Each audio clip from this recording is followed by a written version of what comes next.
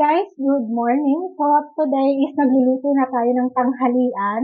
Hindi pa tanghalian ngayon guys, maaga pa lang, no? So nag-marinate pala ako ng ground beef kahapon. So ayun ang ating isasapong dito sa kanin. So parang fried rice lang siya guys, no? So ayan. Antayin lang natin siyang maluto ng bonggang-bongga. Pagkatapos yan guys, is itong kanin, may kanin lamig kasi dito guys, oh. So ito is, ilalagay din natin doon sa, dito. Ayan.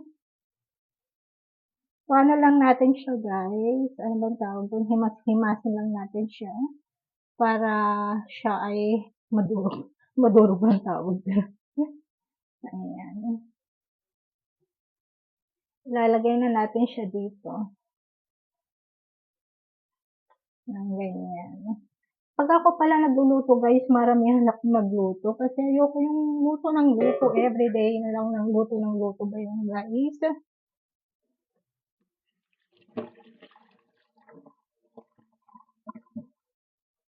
So, ayan. Hinugasan ko lang ang aking kamay. Ayoko yung laging luto ng luto guys, no? At saka, dito kasi sa bahay, kami lang naman dalawang kumakain. Kaya marami akong luto.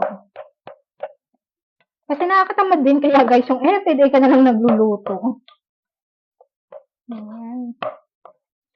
So ako guys, talagang pag nagluluto ako is ma-spicy talaga. Pero ngayon is nililess ko na yung spicy. Kasi guys, nung nag-work ako, yung unang job ko is nag-work ako sa isang Indian restaurant. And lahat ng pagkain nila doon spicy. Hindi naman lahat, pero spicy yung food nila doon.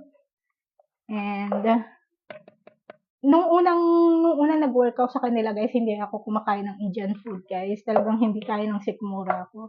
Pero dahil sa tinagal-tagal na nag-work ako doon, is nasanay naman na yung tiyan ko. Ayan. Titikman natin guys kung tama yung asin. Minsan pag nagluluto ko, wala siyang masyadong asin kasi.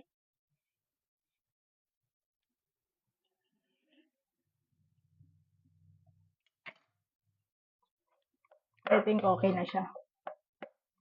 Tingnan niyo, bilis lang ah. Ang bilis lang niya maluto guys, oh. Luto na. Taran!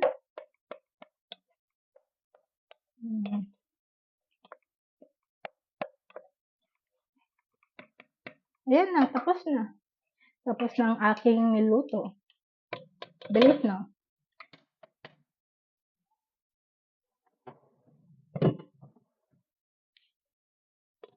Ayan, takpan na natin siya at patay na natin yung fire.